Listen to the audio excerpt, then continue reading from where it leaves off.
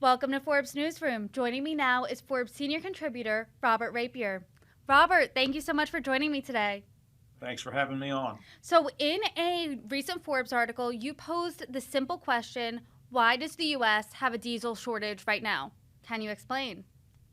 Sure. So there are four factors here. Two of them have been around for a long time. I mean, every year at this time, we get a demand spike, and that's because farmers are harvesting crops and we're headed into winter season. Well, let me take a step back. What are distillates? Distillates are something that comes out of an oil refinery, primarily jet fuel, fuel oil, diesel. So that cut out of the refinery makes up a very important component of our economy over the next 6 months. People are buying fuel oil for the winter. Farmers are buying diesel, and diesel is always used to move goods around the country and around the world.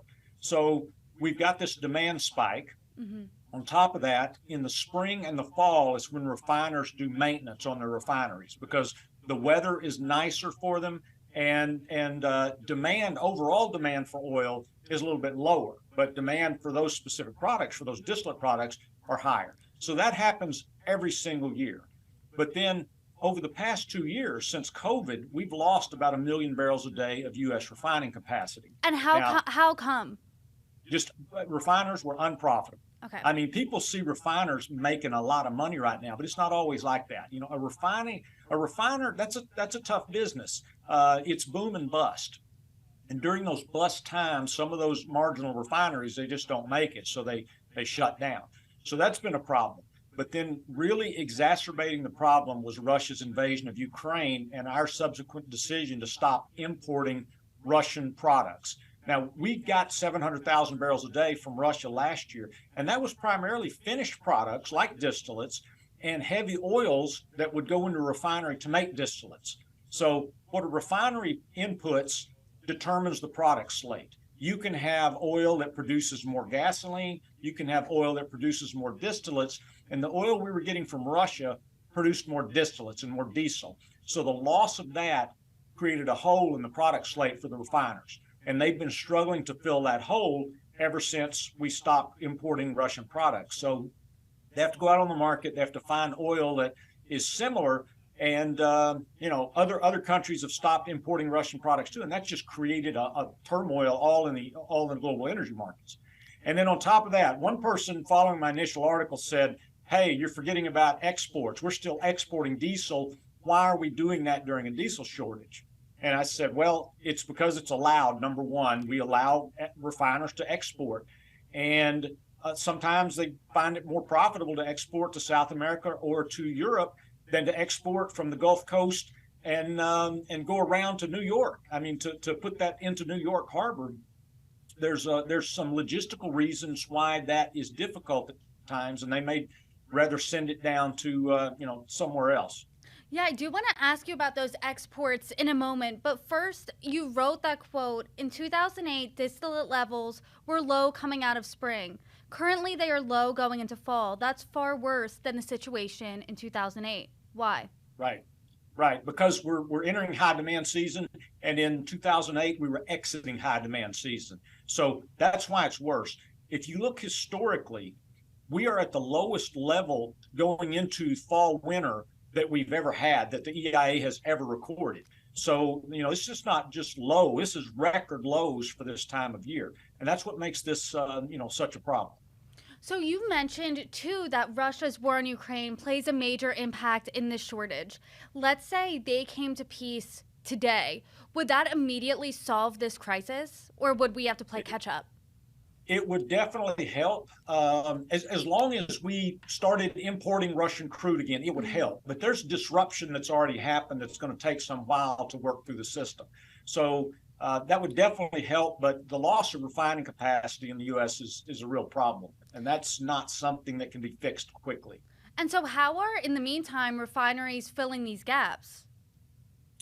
They're just getting oil from other places, and a refiner can shift a product slate a little bit, maybe 5% from gasoline toward diesel. And they're doing that right now because margins are so good on diesel. They're making as much diesel as they can. But it really depends on them being able to get the kind of oil that makes the distillates that the Russian crude made for them. I mean, that they're having to go out and scramble and find that crude that'll fill the holes in their product slate. And according to AAA, the national average diesel price today is over $5.30, which is over $1.50 than it was last year. So are Right. these low distillate inventories a reason for these high prices? Yes, it's overall all fuel is higher than it was a couple of years ago. We lost a lot of oil production during COVID, and we've still not gotten all the way back to where we were pre-COVID. But demand is all the way back. So we've had a loss of supply and fully recovered demand, and so that has driven up product prices. That started in the summer fall of 2020, and we just skyrocketed because demand just outpaced supply by so much.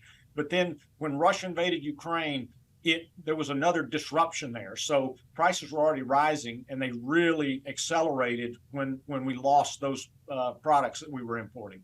So when can we expect the distillate market to return to normal? I think we're looking at 6 months to a year, probably. We're going to be short for that long. I think prices will be elevated for that long. Now, having said that, OPEC can do a lot to crash the energy markets. They've done it before.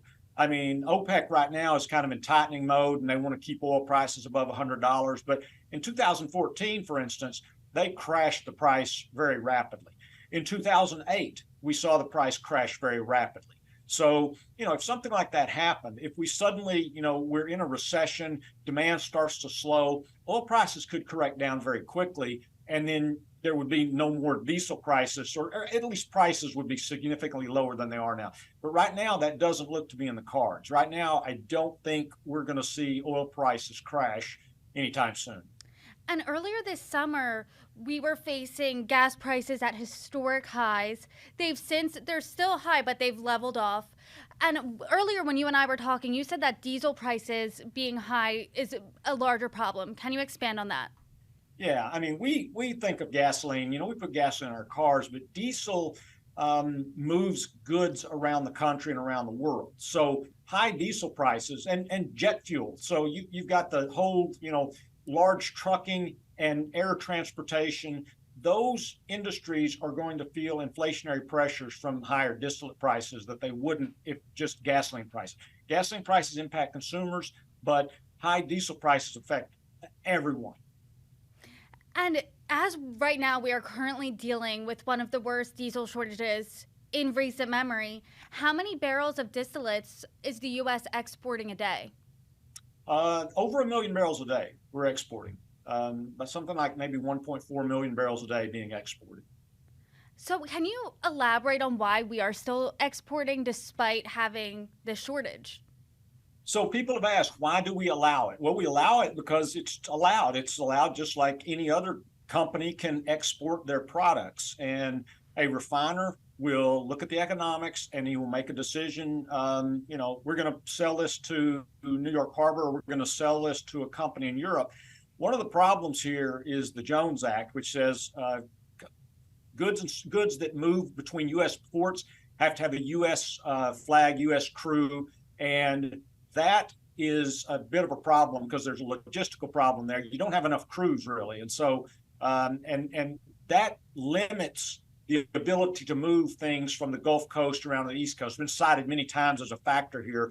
If a Gulf Coast refiner is going to export to South America, they don't have that constraint. If they're going to go to Europe, they don't have that constraint. But if they're going to go to New York, they have an additional constraint that may make it less economical for them to put the product into New York and as opposed to Rotterdam.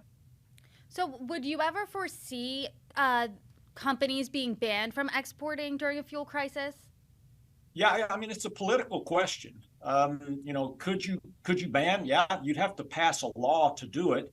I don't know if there's appetite for that or not, but people get angry when they think I'm paying more, but we're exporting, and why is this allowed? I understand people get angry about it, and it could be done. And would it help? Yeah, it would probably help. It would exacerbate the problem in other locations. Europe has a very serious energy crunch going into winter, And we are helping to alleviate that by putting product in there. And if we ban that, that's going to hurt them. And I understand that consumers might go, I don't care about Europe, I don't care about South America, I care about my fuel prices. But as long as it's allowed, the companies are going to do it. They're going to go where they make the most money. And I would like to expand on those international implications. Are other countries worse off than the US right now in terms of diesel shortages? Yeah, I mean Europe has got a real problem. Europe was very tied to Russia more so than we are. They're not self-sufficient in energy. We are basically self-sufficient in energy. We produce about as much as we use, and Europe doesn't. They have to go out and get those supplies elsewhere. We make a substantial amount of our own diesel, and they don't. So they are much more at the mercy of Russia and at the mercy of our ability to put natural LNG in there, liquid natural gas, and diesel, and so forth to help alleviate those shortages from Russia. Do fuel supplies in both Europe and the US totally hinge on Russia ending that war in Ukraine? Well, I mean, yes, the global price has been impacted by what happened in Ukraine, and you can see that if you look back at when Russia invaded, you can see how quickly gasoline prices shot higher and diesel prices shot higher, and the release of oil from the Strategic Petroleum Reserve in the U.S. has helped. It helped alleviate gasoline prices, but that comes at a cost. It comes at a cost that it's like if you've got homeowners insurance on your home and you suddenly let that lapse, you no longer have insurance, and you might get away with it, but if your house burns down, now you've got a serious problem. Mm-hmm. And so we're running with a very depleted Strategic Petroleum Reserve now. Our insurance policy is significantly depleted in order to try to help bring gasoline prices down for consumers. So it's supposed to be an emergency supply if we get cut off. And we've used it politically many, many times, and it was used politically this time to try to keep gasoline prices in check. So you mentioned it's kind of like an insurance policy. Could we ever build that back up? You can, but you want to do that when prices are lower. So if you sell it all off and then OPEC takes advantage, and that's what they did. OPEC, when we depleted it, OPEC took advantage and stepped in and said, "Hey, we're going to cut production," and that's helped keep prices up. And they know we don't have as much leverage now. I mean, it takes away some of our leverage. So you would like to refill it. You'd like to do that, when oil prices break lower. And by having it depleted now, you're really operating at a higher risk than you were a year ago. We just don't have the same insurance policy in place we did a year ago. Well, Robert Rapier, thank you so much for joining us and discussing. Thank you for having me.